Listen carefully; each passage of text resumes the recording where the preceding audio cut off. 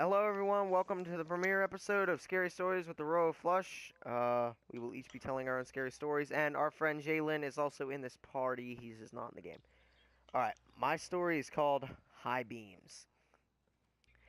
On prom night, Tiffany was driving home. She had about a 3-mile drive. She noticed a truck behind her with its headlights on, following her.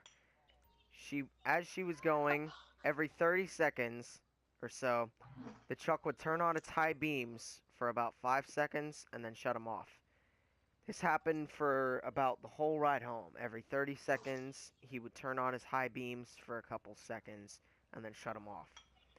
When she got home, he had still been following her, turning on the high beams every 30 seconds. She gets out and runs to her dad for help and says this guy's been following her all the way home.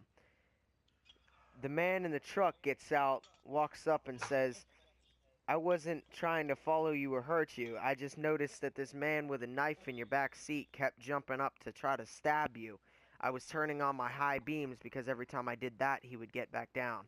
Sure enough, the dad looked in the back seat, and there was a man with a knife. Holy crap. Alright, now it's time for Luke's story. Wait, whose No, turn that is was it? mine. It's Luke's. Yours, Luke's. Okay. Here's a story someone calls the voicemail. Dante heard his cell phone ringing in his bedroom. While he was in the kitchen making something to eat, he figured it was his girlfriend Gwen, since she usually would call him at the same time every night. When he looked to see who had called, it was a call and voicemail from his home phone. He thought it was odd because he was right next to the home phone in the kitchen. He listened to the message. It was his mother's voice saying it went to voicemail, followed by a woman's scream and what sounded like gunshots. He hung up the phone, and his girlfriend called and said she'll be over at 7:30 for their date. Dante was confused about the whole situation. How did his home phone call him, and what was that message? And at 7:45, Dante's room as he began to look around for his cell phone. Gwen began telling Dante about her crazy ex-boyfriend who she thought had followed her to his house. Dante wasn't paying much attention while he looked for his phone. He then asked his mother in the kitchen to call his cell as the doorbell rang. Gwen walked to the front door and opened it. "Dante, your phone, it went to voicemail," screamed Dante's mother from the kitchen as Gwen began to scream. No? Yay. That was creepy. Alright, now it's Ethan's turn. Alright. There was a hunter. The name of the story is called The Hunter.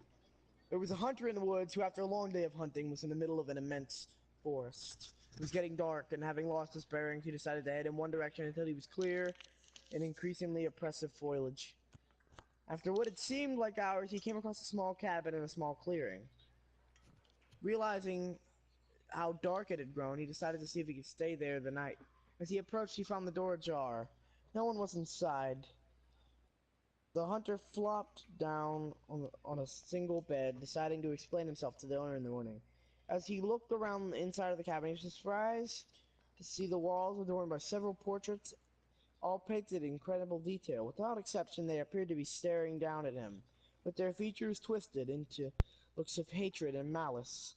Staring back, he grew increasingly uncomfortable, making a concerted effort to ignore the many hateful faces.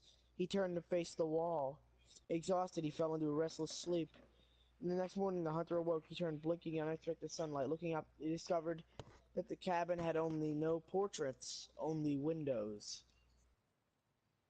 Ooh. Ooh, that I was get I'd it. creepy. fucking die. That's Alright, Eli.